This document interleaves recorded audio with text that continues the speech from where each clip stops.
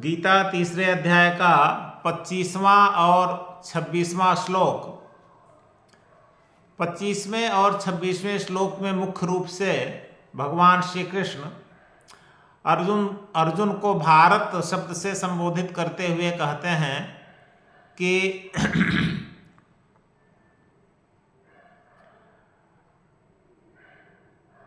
ज्ञानी मनुष्य को किस प्रकार कर्म करना चाहिए। ज्ञानी मतलब अनासक्त जो मनुष्य हो, आसक्ति रहित जो कर्म यानी निष्काम कर्म करने वाले मनुष्य को कैसे कर्म करना चाहिए। तो पहले श्लोक समझते हैं, उसके बाद इसकी व्याख्या करते हैं। सक्ता कर्मण्य विद्वांसो यथा कुर्वन्ति भारत कुर्यात् विद्वांस तथा शक्तः चिकीर्षु लोक संग्रहम। संधि विच्छेद करना पड़ेगा, बहुत कठिन श्लोक लग रहा है। तो सक्ताह, सक्ताह अपने आप में सरल शब्द है। सक्ताह का मतलब आसक्त होना। कर्म में दो ही प्रवृत्ति होती है, या तो कोई कर्म में आसक्त होता है मतलब स्वार्थ बुद्धि से कर्म करता है, या अनासक्त होता है। तो आसक्त का मतलब होता है अपने लिए कर्म करना, स्वार्थ भाव से कर्म करना, कोई इच्छा लेकर कर्म करना। और अनासक्त का मतलब होता है कि निस्वार्थ भाव से कर्म करना, दूसरों के लिए कर्म करना, यानी उसके फल के प्रति कोई इच्छा न रखना। तो सक्ताह, सक्ताह मतलब आसक्त होना, स्वार्थ बुद्धि से कर्म करना। कर्मणि अविद्वांसो, इसको संधि विच्छेद कर देंगे तो कर्मण्य विद्वांसो है, यड़ संधि हो जाएगा। कर्मणि धन अविद्वांसो, कर्मणि माने कर्म में, अविद्वांसो, अविद्वांस का मतलब हुआ अज्ञानी, मतलब विद्वान का उल्टा, विद्वान ज्ञानी, अविद्वांस मतलब अज्ञानी। यथा कुर्वन्ति भारत, यथा माने जैसे, कुर्वन्ति माने करते हैं, भारत मतलब अर्जुन, भरत वंश में उत्पन्न अर्जुन। तो अगली लाइन क्या है, कुर्याद, संधि विच्छेद करेंगे, कुर्याद धन विद्वान, कुर्यात धन विद्वान। तो कुर्यात विद्वान तथा असक्तः, कुर्यात धन विद्वान, धन तथा धन असक्तः, धन चिकीर्षु,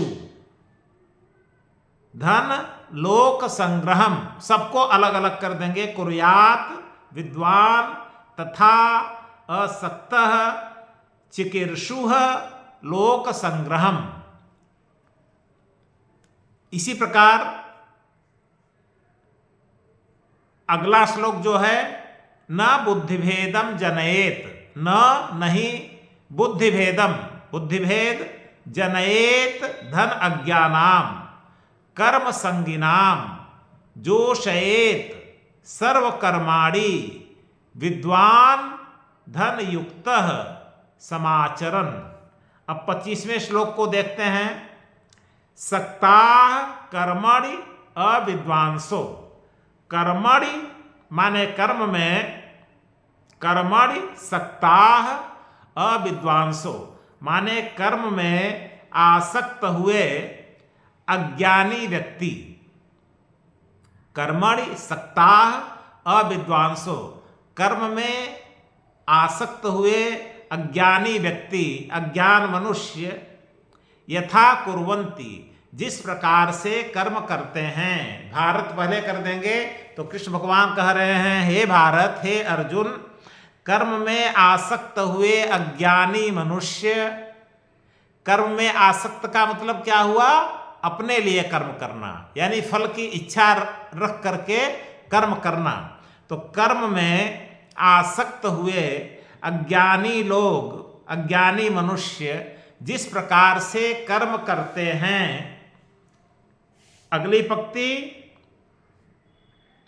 जिस प्रकार से कर्म करते हैं, तो असक्तः विद्वान, पहले कर दें असक्तः विद्वान, मतलब अनासक्ति से कर्म करने वाला, विद्वान का मतलब तत्वज्ञानी मनुष्य, अनासक्ति भाव से अनासक्त होते हुए कर्म करने वाला विद्वान मतलब यहाँ पर तत्वज्ञानी मनुष्य, लोक संग्रहम चिकीर्षुः, लोक संग्रह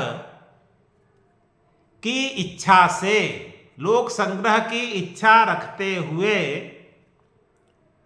तथा कुर्यात, उसी प्रकार से कर्म करना चाहिए, उसी प्रकार से कर्म करना चाहिए। अब मतलब क्या हुआ? मतलब ये हुआ कि दो प्रकार के व्यक्ति होते हैं, कर्म करने वाले दो प्रकार के होते हैं। कर्म या तो कोई अपने लिए करेगा या दूसरों के लिए करेगा।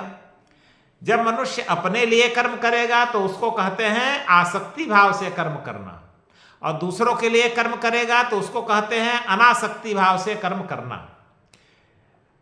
अब देखिए, जो मनुष्य अपने लिए कर्म करता है, स्वार्थ बुद्धि से कर्म करता है, तो ऐसा नहीं है कि वो कर्म में मन नहीं लगाता है, वो भी कर्म में अपने बहुत मन लगाता है।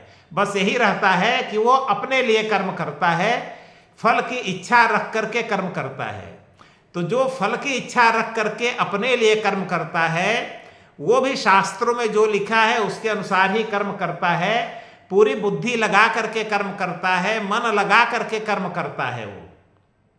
तो यहां पर क्या कहते हैं, बस ये है कि वो अपने लिए कर्म करता है। और दूसरा कौन सा है? जो तत्वज्ञानी होता है। तत्वज्ञानी किसको कहते हैं? तत्वज्ञानी वह हुआ जो ये समझ गया है कि मैं अलग हूं, मैं परमात्मा के साथ हूं, और मुझसे अलग मेरा शरीर, मन, बुद्धि, इंद्रियां, संसार, ये सब अलग है, ये सब प्रकृति है, मैं पुरुष हूं। तो जो ये समझ गया है उसको कहेंगे तत्वज्ञानी, जो तत्व को जान गया है, जो सत्य को जान गया है कि सत्य क्या है, असत्य क्या है। जैसे दूसरे अध्याय में आया है, ना सतो विद्यते भावो, असत्य का कभी भाव नहीं होता है, असत्य कभी हमेशा हमेशा के लिए रहता ही नहीं है। तो असत्य क्या है? मुझको छोड़ करके जितना है, मुझको परमात्मा को छोड़ करके जितना है, सब असत्य है, क्योंकि कुछ समय के लिए संसार रहता है, उसके बाद समाप्त हो जाता है, तो वह असत्य है। तो सत्य है केवल मैं सत्य हूं और परमात्मा सत्य है, आत्मा और परमात्मा सत्य है, इसके अलावा सब असत्य है। तो जिसमें ये दृष्टि उत्पन्न हो जाती है उसको कहते हैं तत्वज्ञानी, यानी तत्व को वो जान गया है कि कौन सा तत्व सत्य है, कौन सा तत्व असत्य है। तो तत्वज्ञानी जो मनुष्य होता है वो निष्काम भाव से कर्म करता है, दूसरों के लिए कर्म करता है, कर्म के फल की इच्छा नहीं रखता है, उसमें अहंकार नहीं होता है, वो कर्म करता है ये सोच करके भी कर्म नहीं करता है, बस कर्म हो रहा है, बस करता जाता है, करता जाता है, करता जाता है। ऐसे मनुष्य को कहते हैं ज्ञानी मनुष्य, विद्वान मनुष्य, तत्वज्ञानी मनुष्य। तो जो तत्वज्ञानी मनुष्य होता है वो दूसरों के लिए कर्म करता है, यानी ज्ञानी मनुष्य दूसरों के लिए कर्म करता है, अज्ञानी मनुष्य अपने लिए कर्म करता है। लेकिन अज्ञानी मनुष्य जो अपने लिए कर्म करता है वो भी बड़ा मन लगाकर कर्म करता है। जैसे रुपया पैसा कोई कमाने वाला हो तो अपने लिए जो रुपया पैसा कमाएगा वो भी बड़ा मन लगा करके कमाएगा, व्यापार करेगा, नौकरी करेगा, तो बड़ा मन लगा करके रुपया पैसा कमाएगा अपने लिए। और वहीं दूसरा जो ज्ञानी होता है वो रुपया पैसा कमाएगा, दूसरों के लिए कमाएगा, संसार के लिए कमाएगा, संसार की भलाई के लिए कमाएगा। तो इसमें भगवान कहते हैं कि ज्ञानी मनुष्य को उसी प्रकार मन लगाकर कर्म करना चाहिए जैसे अज्ञानी मनुष्य मन लगाकर कर्म करता है। हमारे समझ से बात समझ में आ रही होगी। यहां पर मन लगाने की बात है कि अज्ञानी मनुष्य जैसे मन लगा करके और दिन रात एक करके और अधिक से अधिक सावधानी पूर्वक बहुत तेजी से तीव्र गति से कर्म करता है, वैसे ज्ञानी मनुष्य को भी बहुत तेजी से मन लगाकर सावधानी पूर्वक कर्म करना चाहिए। यह है 25वां श्लोक। और 26वां श्लोक क्या है?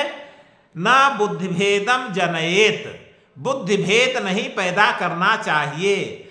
अज्ञानाम कर्म संगिनाम, कर्म संगिनाम, कर्म में जिनकी आसक्ति है, ऐसे अज्ञानी मनुष्यों की बुद्धि में भेद उत्पन्न नहीं करना चाहिए। किसको कह रहे हैं, किसको भेद उत्पन्न नहीं करना चाहिए? विद्वान युक्तः, युक्तः विद्वान, जो युक्त विद्वान है, जो सावधान तत्वज्ञानी मनुष्य है, जो तत्व को जान गया है, जो भगवान को जान गया है, भगवान को प्राप्त करने के लिए जो कर्म कर रहा है, जो निष्काम कर्म योगी है, उसको कहा गया है यहां पर युक्त विद्वान, विद्वान युक्तः। तो जो युक्त विद्वान है, जो सावधानी पूर्वक कर्म करने वाला, निष्काम कर्म करने वाला तत्वज्ञानी पुरुष है, उसको उनकी बुद्धि में भेद उत्पन्न नहीं करना चाहिए जो अपने लिए कर्म करते हैं। यानी जो दूसरों के लिए कर्म करते हैं, जो निष्काम कर्म योगी हैं, उनके लिए कर्तव्य बता रहे हैं भगवान कि अब इसको ऐसे समझें। एक तो अपने लिए कर्म करने वाला हुआ, वो अज्ञानी मनुष्य है। दूसरों के लिए कर्म करने वाला वो ज्ञानी मनुष्य है। तो यहां पर कह रहे हैं कि ज्ञानी मनुष्य को कैसे कर्म करना चाहिए, कैसे प्रदर्शित कैसे करना चाहिए। तो ज्ञानी मनुष्य को अज्ञानी मनुष्य की बुद्धि में भ्रम, बुद्धि भेद उत्पन्न नहीं करना चाहिए। बुद्धि भेद क्या होता है?